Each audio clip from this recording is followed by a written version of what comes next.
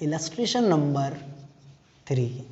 Copy और pen फटाफट से निकाल लो दोस्त, क्योंकि साथ साथ करेंगे तो मजा दुगना हो जाएगा। जय हिंद जय भारत दोस्तों, welcome to our channel genius of commerce.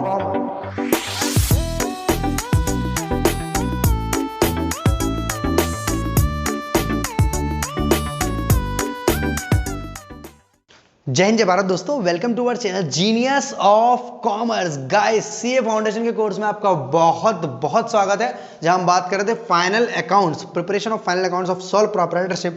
CA foundation के मॉड्यूल से इलस्ट्रेशन नंबर 2 लास्ट वीडियो में कर चुके हैं दोस्त। आज हम बात करेंगे इलस्ट्रेशन नंबर 3 और समझ में अच्छे से आएगा। क्वेश्चन में दोस्त बोला है revenue expense and gross profit के बैलेंस दिए हैं आपको। ग्रॉस प्रॉफिट है 420 का, सैलरी है, डिस्काउंट है, डिस्काउंट डेबिट में है, बेड डेट्स है, डेप्रिसिएशन है, लीगल चार्जेस है, कंसल्टेंसी फीस है, ऑडिट फीस है, इलेक्ट्रिसिटी चार्जेस है, telephone, postage, telegrams, stationery, interest paid, सभी खर्चे और इनकम दी हुई है आपको। आपको प्रॉफिट एंड लॉस अकाउंट बनाना है और इसकी जर्नल एंट्री बनानी है मेरे दोस्त। फटाफट से हम किसके बुक्स में काम कर रहे हैं? ABC traders. सबसे पहले लिखेंगे in the books of Messrs ABC traders. किसकी बुक्स में? एबीसी ट्रेडर्स की बुक्स में बात कर रहे हैं। प्रॉफिट एंड लॉस अकाउंट बनाना है हमें।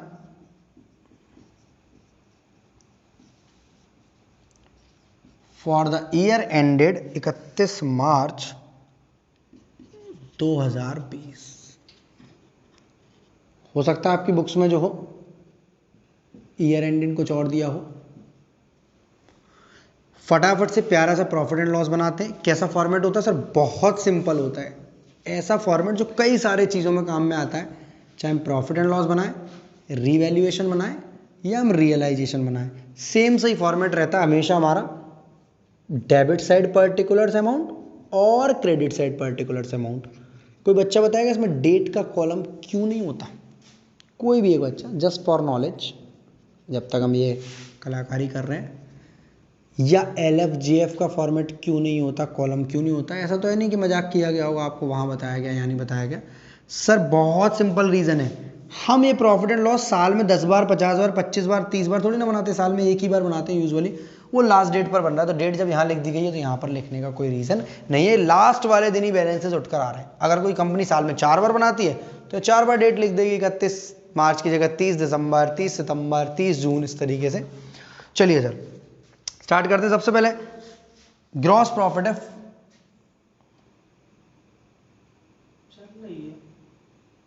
चल रही है पर वो एक गलत नोटेड हो गया। सबसे पहले ग्रॉस प्रॉफिट है 4,20,000 रुपए। किस तरफ आएगा दोस्त? क्रेडिट साइड आएगा। 4,20,000 क्रेडिट साइड। क्यों? ट्रेडिंग से उठकर यहां आता है, जैसे पिछले क्वेश्चन में बता रहा था, ट्रेडिंग से उठकर यहां आता है। देन सैलरी है आपका 1,10,000 रुपए का। Salary is an expense, expenses are debited, और डेबिट साइड हमारी यही वाली है 1,10,000। डिस्काउंट क्रेडिट में दिया हुआ है 18,000 रुपए, तो बाई डिस्काउंट रिसीव्ड 18,000 रुपए। इसके बाद डिस्काउंट डेबिट में दिया हुआ 19,000 रुपए, तो टू डिस्काउंट अलाउड 19,000 रुपीज, 19,000 रुपए। इसके बाद बेड डेट्स दिए हुए हैं दोस्त 17,000 के, टू बेड डेट्स 17,000। सभी एक्सपेंसेस और लॉसेस को आपको हर हाल में डेबिट करना है, और अगर इनकम है तो उसे क्रेडिट करना है। इनकम में ग्रॉस प्रॉफिट और डिस्काउंट तो हो गया। इसके बाद डेप्रीशिएशन है दोस्त 65,000 रुपए का, तो टू डेप्रीशिएशन 65,000। लीगल चार्जेस हैं 25,000 रुपए के,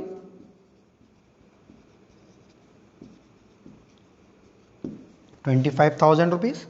कंसल्टेंसी फीस है दोस्त 32,000 रुपए की। सर ये क्या होता है कंसल्टेंसी फीस? तो अगर आपने कोई सलाह मशवरा लिया है सीए से, एडवोकेट से, आर्किटेक्ट से कि ये काम करना चाहिए नहीं करना चाहिए, करना चाहिए तो किस तरह करना चाहिए, सलाह मशवरा जो है, टैक्स प्लानिंग, मैनेजमेंट कंसल्टेंसी, कुछ भी आपने कोई व्यापार रिलेटेड काम लिया है। Audit fees, sir audit fees तो 1,000 रुपये। ऑडिट हम समझते हैं खातों को चेक कराना, सही बने हैं या नहीं बने हैं, सारे लॉज प्रॉपरली एप्लीकेबल हुए या नहीं हुए, सभी चीज़ें ऑडिट के अंदर आती हैं। और ऑडिट फीस 1,000 रुपये सर इतनी कम होगी, हम तो सीए बनने जा रहे हैं बेटा, 1,00,000 हो जाएगी आपकी तब तक। इलेक्ट्रिसिटी चार्जेस 17,000 रुपये to electricity charges 17,000। Telephone postage and telegram 12,000 रुपये to telephone postage and telegrams 12,000 रुपये। सर ये किस तरह के खर्चे? भाई टेलीफोन में बातचीत करी होगी, पोस्ट भेजी अपनी दोस्त मित्र यारों को, टेलीग्राम ये वो पुराने ज़माने वाला जहाँ कम बातों में ज़्यादा बातें होती थी, टेलीग्राम आज वाला नहीं है ये जो आप लोग चलाते हो। स्टेशनरी 27,000 रुपीज़ की है। स्टेशनरी खर्चे आप समझते हो, बिल बुक के, बिल बनाने के, ठीक है, खाते बनाने के। 27,000। इंटरेस्ट पेड ऑन लोन 70,000 रुपये। सभी खर्चे आपने क्या कर दिए दोस्त? डेबिट कर दिए हैं। Interest paid on loan 70,000। और कोई भी इनकम नहीं मिली आपको सिवाय ग्रॉस प्रॉफिट और डिस्काउंट रिसीप्ट के, तो 4,20,000 और 18,000, 4,38,000, 4,38,000। सभी एक्सपेंसेस को फटाफट से जोड़ दो। 1,10,000, 1,20, 1,29, 36, 46, 1,52, 2,12,000, 2,37,000, 2,39,000, 2,69,000, 2,70,000, 2,80,000, 2,90,000, 2,97,000, 2,99,000, 3,06,000, 3,26,000 और 3,96,000। तो 4,38,000 पर दोबारा 16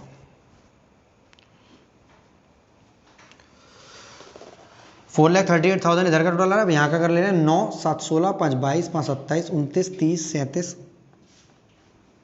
39 और 7, 46। एक बार इधर का टोटल कर ले रहे हैं दोस्त। डेबिट साइड का 9, 7, 16, 21, 26, 28, 29, 36, 38, 45, देन 4, 11, 15, 16, 17, 23, 25, 28, 29, 30, 32, 7, 39, 3,95,000। 4,38 में से 3,95,000 गए। 43,000 का आ गया आपका net profit. To net profit 43,000 rupees का क्या है हमारा नेट प्रॉफिट। 43,000, 43,000 रुपये का आपका क्या है नेट प्रॉफिट। अब हम चलते हैं दोस्त प्रॉफिट एंड लॉस अकाउंट बनाने के साथ साथ बोला प्रॉफिट एंड लॉस की जर्नल एंट्रीज भी बना दो। जर्नल एंट्रीज कैसे बनती है? बहुत आसान है। सबसे पहली बात, ये ग्रॉस प्रॉफिट कहाँ से उठकर आया है? सर ये प्रॉफिट एंड लॉस से उठकर आया है, वो ट्रेडिंग से उठकर आया है। मतलब प्रॉफिट एंड लॉस में ये डेबिट साइड दिख रहा है या credit side? Sir credit side. इसका मतलब प्रॉफिट एंड लॉस डेबिट हुआ है या credit? Sir profit and loss credit ही हुआ है यहाँ पर, और यहां से उठकर आया है या तो ट्रेडिंग अकाउंट डेबिट होगा या ग्रॉस प्रॉफिट अकाउंट डेबिट होगा। सर ऐसे दो दो अकाउंट क्यों किए? अगर पहले एंट्री बनी होगी trading account debit to GP, तो एंट्री बनेगी जीपी टू पी&एल। और अगर ऐसी एंट्री नहीं बनी है पहले, तो ट्रेडिंग ब्रैकेट में GP account debit to P and L, मतलब डायरेक्ट ट्रेडिंग से उठकर आ रहा है 4,20,000 रुपये का। सर दोनों में से कुछ भी बना सकते हो। हाँ, जीपी टू पी&एल का जब उन्होंने जीपी क्रेडिट किया होगा तो हम डेबिट करके खत्म करेंगे, अगर उन्होंने जीपी नहीं किया होगा तो हम क्रेडिट करके। इसके बाद डिस्काउंट रिसीव्ड जो है पहली बार ही क्रेडिट हुआ है, डिस्काउंट रिसीव्ड लिखेंगे gross profit of rupees 4,20,000 transferred from trading to profit and loss account.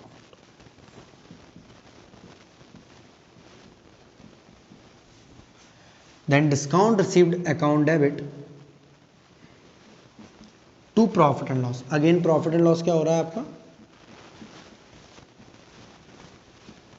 Credit हो रहा है। कितने रुपए से?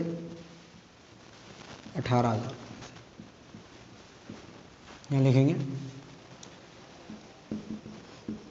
Discount received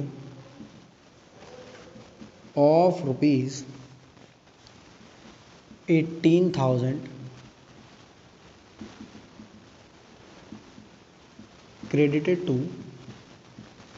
P&L account. After that debit side में क्या क्या चीज़ें आ रही हैं सर? ये सभी चीज़ें डेबिट साइड में आ रही हैं। इसका मतलब प्रॉफिट एंड लॉस अकाउंट को हम डेबिट करेंगे। कितने रुपए से करेंगे बाद में देखते हैं। सभी खर्चों को क्रेडिट करते जाओ। क्यों? प्रॉफिट एंड लॉस डेबिट हुआ और सभी चीज़ें क्रेडिट हुई हैं, तो salary, discount, paid debts, depreciation.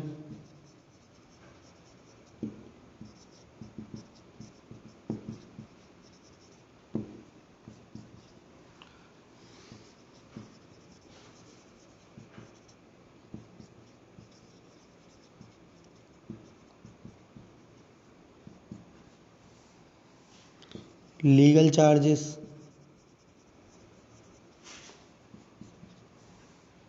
Consultancy fees,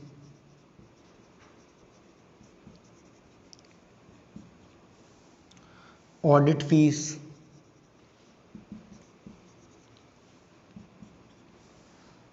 electricity charges,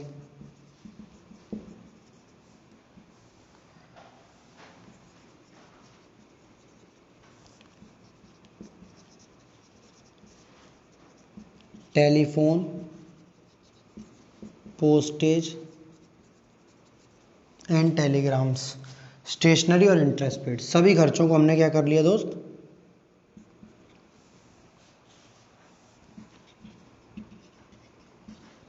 debit side record किया था, P&L को डेबिट किया, सभी खर्चों को क्रेडिट कर लिया। अब इनके अमाउंट डालते जाते हैं। स्टेशनरी 27,000, वो 70,000 रुपये, 27,000, 70,000, देन 12, 17, 1, 32, 12,000, 17,000, 1,000, 32,000, 32,000, 25, 65, 17, 19, 25,000, 65,000, 17,000, 19,000 और 1,10,000। सभी खर्चों को जो डेबिट किया है उनका टोटल हमने बहुत पहले लगा रखा है 3,95,000। 3,95,000। अब सिंपल समझना, प्रॉफिट एंड लॉस क्रेडिट कितने से? आपका 4, 20 और 18, 4,38 से जो यहाँ क्रेडिट साइड आया था। और डेबिट कितने से प्रॉफिट एंड लॉस? 3,95,000 से। तो बाकी बची हुई चीज क्या आएगी आपकी? Net profit. तो profit and loss account debit to net profit. Profit and loss account debit to net profit account. यहां लिखिए ऑल इनडायरेक्ट, हमें नहीं पता कितने सारे, all indirect expenses are debited to P&L account. सारे इनडायरेक्ट एक्सपेंस डेबिट कर लिए हमने P&L अकाउंट में। प्रॉफिट एंड लॉस को अब हम डेबिट करेंगे कितने रुपए से? 43,000 रुपये